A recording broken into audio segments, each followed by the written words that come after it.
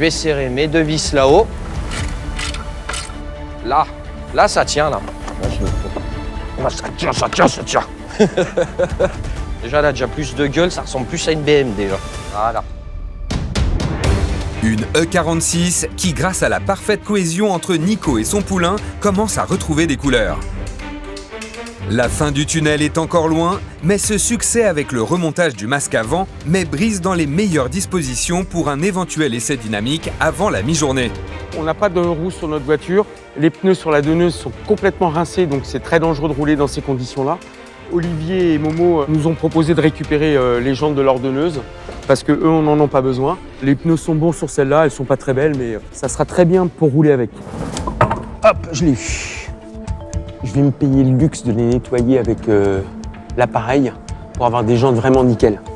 Nico qui était à fond sur le nettoyage des jantes, tout ça, pour qu'il me les remette sur ma voiture. Donc ouais, non, c'était super gentil de sa part. J'ai apprécié son geste et puis ça fait plaisir de le voir un peu aussi les mains dans le cambouis.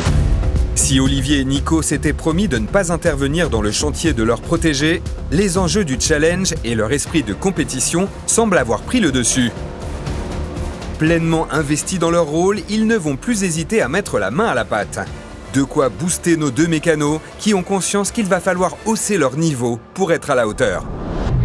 Je vais remplir mon bocal tout de suite avant d'oublier. Il y a une pompe de direction qui envoie de la pression au niveau de la crémaillère pour avoir de la direction assistée. Si je remets pas d'huile, je vais avoir une direction dure et je vais abîmer la pompe. Donc il faut toujours qu'il y ait de l'huile dedans. S'il n'y a plus d'huile, on bousille tout en fait. La crémaillère, la pompe de DA, on peut tout bousiller.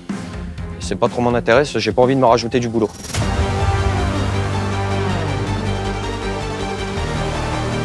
D'autant qu'en face, Momo et Olivier continuent d'avancer à une cadence infernale, avec cette fois-ci le remontage du capot qui visiblement a l'air de faire de la résistance. Il faut qu'on la redresse celle-là quand même. Il va trop loin. La gâche sur laquelle vient se verrouiller le capot est pliée. Résultat, impossible de le fermer correctement. C'est lui qui a bloqué? Eh merde.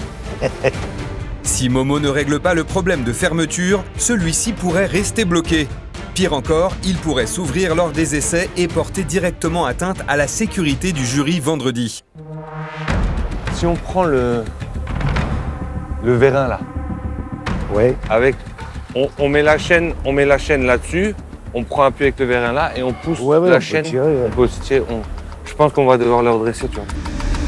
Fort des conseils prodigués par Olivier lors de l'équerrage, Momo espère tirer vers l'extérieur la barre métallique à l'aide d'une chaîne et d'une chèvre de levage pour permettre au crochet du capot de venir se loger parfaitement sur la gâche. Une technique peu académique, totalement validée par notre expert. Ok. Il nous faut plusieurs rallonges. Bah ouais, il marche pas à plat ces vérins-là, c'est con. Ah, c'est ça. Faut qu'on fasse avec ce qu'on a et on a une chèvre. Sauf que le vérin de la chèvre, il marche que quand il est droit. Quand il est à plat, il marche pas. Bon, on a combiné deux vérins pour en faire un. Magnifique. Faute d'outils spécialisés, Momo et Olivier font preuve d'ingéniosité. Une chaîne, un vérin hydraulique et un point d'appui sur la carrosserie pour redresser la barre par pression contrôlée. Une méthode de fortune, mais peut-être leur unique chance. C'est la débrouille, tu fais avec ce que tu as sous la main. Toutes les techniques des anciens, j'ai envie de dire, à l'époque où il n'y avait pas forcément autant de matériel qu'aujourd'hui. Il faut avoir de l'imagination, il faut être créatif. Si tu galères pas, il n'y a pas de plaisir, tu vois. Momo enchaîne les tentatives et dégaine tous les outils possibles pour tenter de sauver la situation.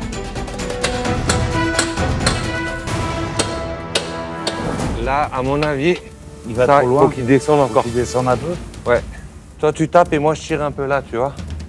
Vas-y. C'est bon. Maintenant, on va voir s'il s'ouvre. Ah, magnifique.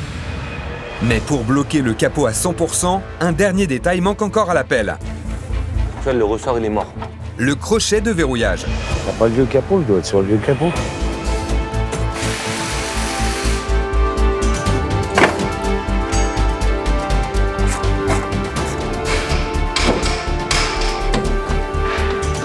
Nickel. Alors que l'esprit d'initiative de Momo porte ses fruits, Brice s'attaque à ses demi-trains avant et arrière, un passage obligé s'il veut valider son essai dynamique. J'ai voulu commencer par le train avant gauche, parce qu'en fait j'avais une rotule de direction qui était pliée. Cette pièce pivot essentielle transmet les mouvements du volant jusqu'aux roues. Si elle est pliée, la direction devient instable. Résultat, une tenue de route dégradée et un danger réel en cas de manœuvre d'urgence. Pour démonter cette rotule-là, normalement on met un arrache, mais bon là dans Top Mécanique on s'en fout. Je le fais au marteau, ça va très bien, ça sort tout seul. Là ça se trouve je vais mettre un coup, elle va tomber. Tac. Et là après, hop. Pas d'arrache-rotule, outil préconisé pour ce genre de dépose, mais beaucoup d'huile de coude, la rotule sort sans forcer. Là je l'ai retirée complète. Et notre mécano peut aussitôt passer à l'étape suivante, récupérer la pièce en bon état sur sa donneuse.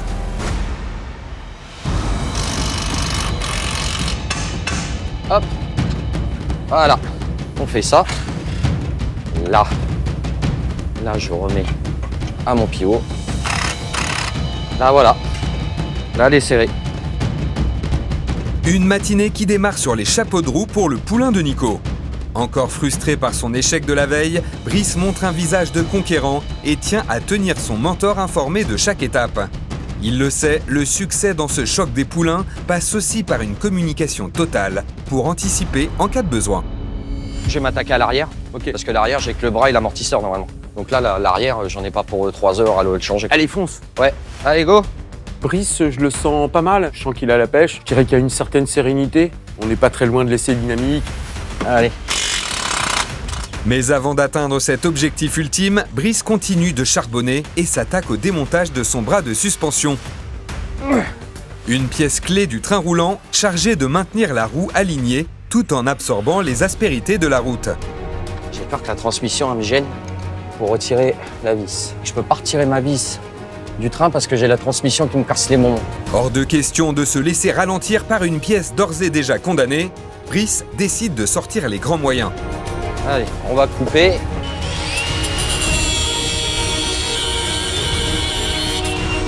Voilà. Et voilà. Un beau bras de suspension que je vais remettre sur la mienne. Ce matin, rien ne semble résister à notre mécano qui compte bien tout faire pour prouver à Nico qu'il a eu raison de lui faire confiance.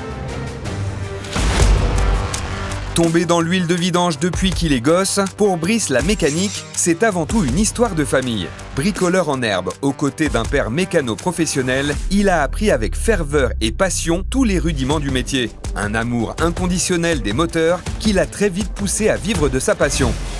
Mon père avait un garage automobile et j'ai été tout le temps fourré dedans en fait.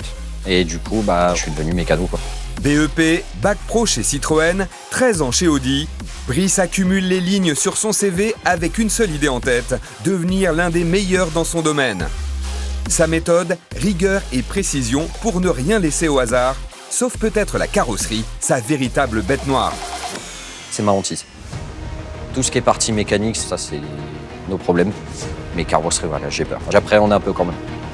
Avec plus de 16 ans d'expérience au compteur, Brice compte bien rendre fiers ses proches et surtout honorer la confiance de Nico, notre expert, qui croit fermement en ses chances de succès. Brice, c'est un tueur. C'est quelqu'un qui en veut. Face à Momo, ça peut être un challenge qui sera très intéressant. Je vais aller démonter mon amorto. Là, on va dans le coffre.